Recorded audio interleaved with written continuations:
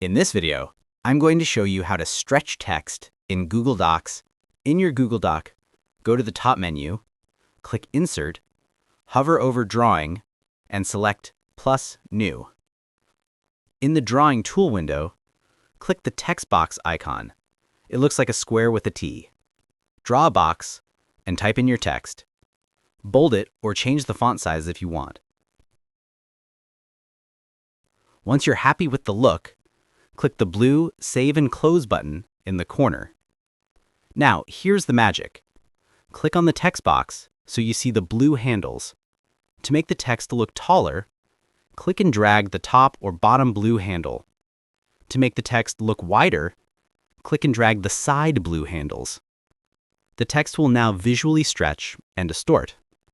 To move your text, click on the text box, and at the bottom, select Wrap Text. Now you can move your text wherever you want. The stretched text is now an element in your document.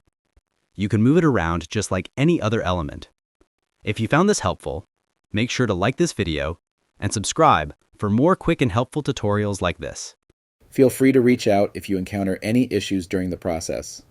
If this video helps you out, please leave a like and subscribe. Comment below if you have any questions. If you need further assistance, consider hiring a professional using the link in this video below.